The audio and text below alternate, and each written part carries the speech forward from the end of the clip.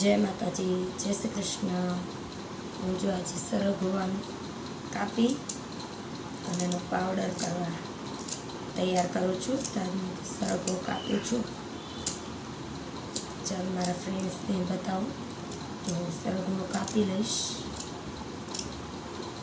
આવી રીતે સરગવો કાપી નાના ટુકડા તૈયાર કરી અને 4-5 દિવસ સૂકવી દઈશ। સૂકવીને પછી એનો પાવડર બનાવીશ।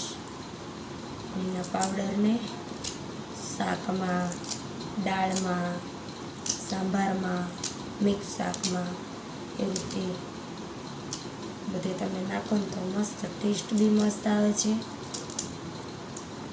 અને સરગવો ખાવાના ઘણા બધા ફાયદા છે, એ તો તમને ખબર જ છે કે સરગવો ખાવાના કેટલા ફાયદા છે।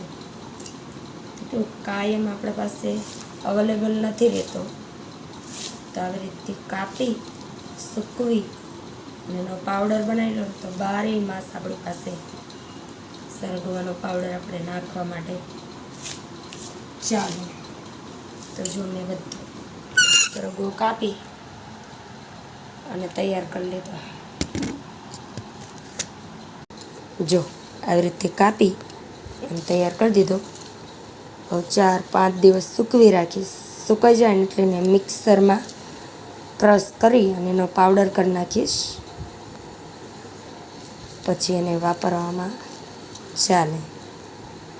ઘણીવાર એવું થાય કે આપણે દાળ, શાક, સાંભાર એવું બનાવવું હોય ને તો આપણી પાસે ત્યારે અવેલેબલ હોય ન હોય તો આવી રીતે પાવડર હોય તો ચાલે। બાકી સરગવો ખાવાના ફાયદા તો બહુ જ છે। ચાલો આને સૂકવી દઈશું, પાવડર થઈ જાય પછી બતાવીશ। જય માતાજી, જય શ્રી કૃષ્ણ।